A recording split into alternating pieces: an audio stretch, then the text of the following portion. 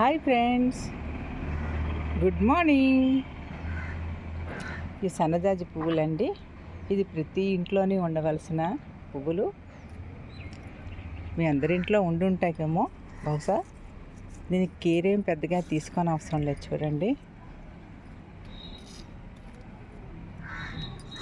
గుత్తులు గుత్తులుగా పోస్తుంది. ఇది పువ్వులు అయిపోయిన తర్వాత ఇవి మనం తీసేస్తుండాలండి. ఇవి ఎండువి తీసేస్తే మళ్ళీ చిగురు పెట్టి పువ్వులు ఇస్తుంది. చాలా ఈజీగా పెరిగే మొక్క అండి ఇది.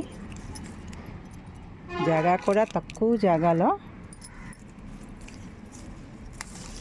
ఈ మొక్క అయిపోతుంది. చీడ పురుగులు కూడా పెద్దగా ఇప్పుడు పట్టవండి. ఎప్పుడో బై ఛాన్స్, మెయింటెనెన్స్ చాలా తక్కువ, కొద్ది మట్టిలోనే అయిపోతుంది. ఇలా మీదకి పాకిరించుకుంటే మరీ బాగా మాకు 26 అడుగుల మీదకండి, 2 అంతస్తుల మీదకి అయ్యింది ఇది. చూడండి, పువ్వులన్నీ ఒకసారి చూపిస్తాను మీకు.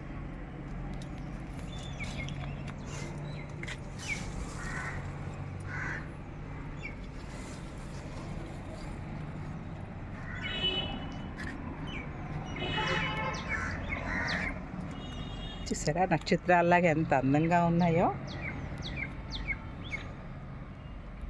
ఈరోజు నాకు 108 అష్టోత్తరంకి అయిపోతాయండి. ఇంకా ఎక్కువే ఉన్నాయి. అష్టోత్తరం చేసినా కూడా ఇంకా చాలా పువ్వులు ఉన్నాయి.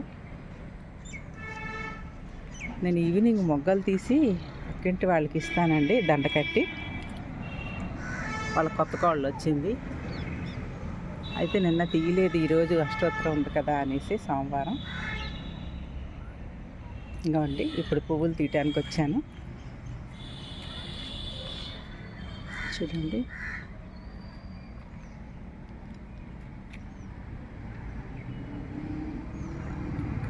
చిన్న చిన్న కొమ్మేస్తే కూడా వస్తుందండి. వీటికి కూడా విత్తనాలు వస్తాయి. ఇప్పుడు ప్రస్తుతానికి విత్తనం లేదు నేను చూపించడానికి.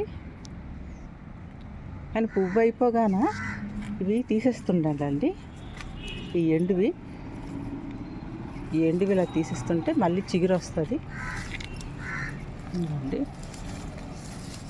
ఎండు ఇలా తీసేస్తుండాలి. తీసేస్తుంటే మళ్ళీ చిగురు వచ్చి పువ్వులు ఇస్తుంది. దాన్ని ఇట్లా కట్ చేసేయాలి.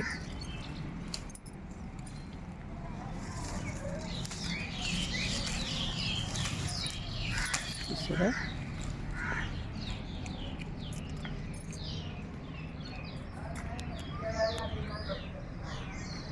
బాగున్నాయా? అది రాధామాధవ సైడ్కి.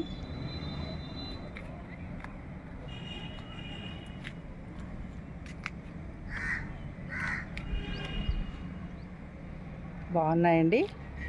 ఓకే, బాగుంటే లైక్ చేయండి, కామెంట్ చేయండి. ఓకే అండి, బాయ్.